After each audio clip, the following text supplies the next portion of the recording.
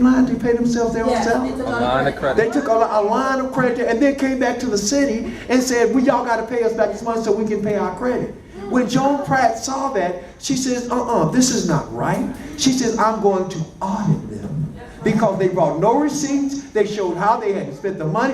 Y'all listen to what's going on. This is unbelievable. And it's been going on for years. And it's time for it to stop.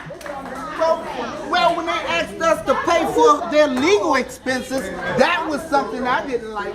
Because a crook going on. I'm not paying for your legal expenses, but you can't pay for my legal expenses. If I get locked up, you will bail me. Hold tight. Your legal expenses was something you did with the little credit card that they had. Hold on 1 second. Let me just answer Ms. Windish's question. At the Board of Estimates, there was, because we asked what was the source of funds and whether or not the community was paying for this twice.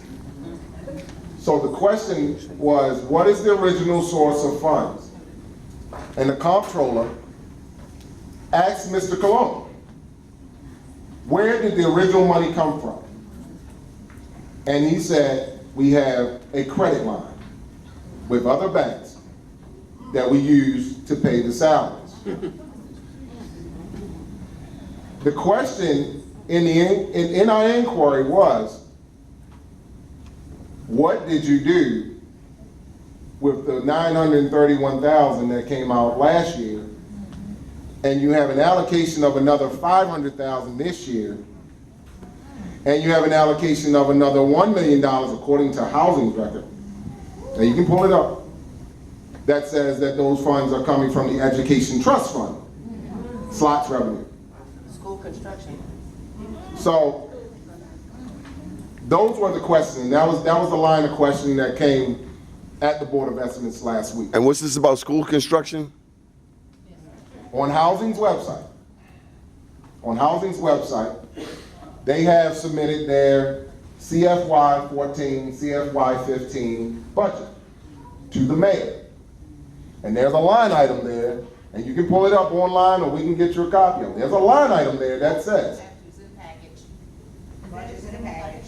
this item is not in that package, Deborah.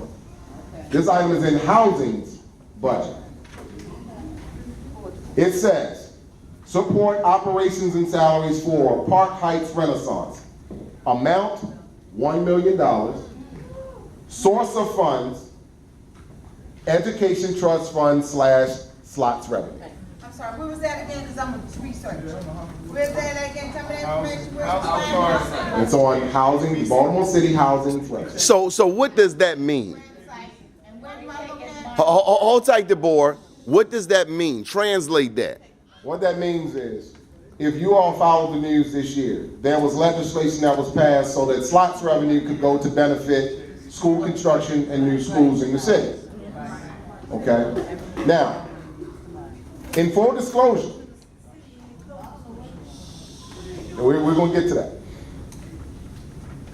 So if you're taking money from the Education Trust Fund to pay salaries in Park Heights, but we're closing this school. Right. We're closing this school.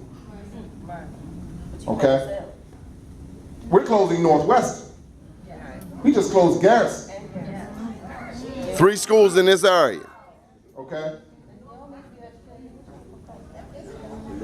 So that is the issue.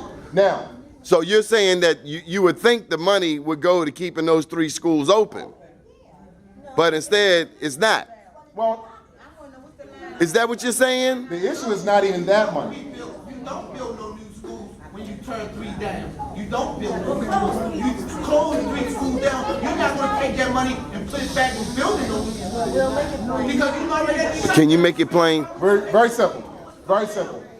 If you take money out of this pot of money and you use it to pay people over here, you don't have money for what's needed here. Or you don't have money for what's needed in the neighborhoods. And you don't have money for projects that the community wants. Okay.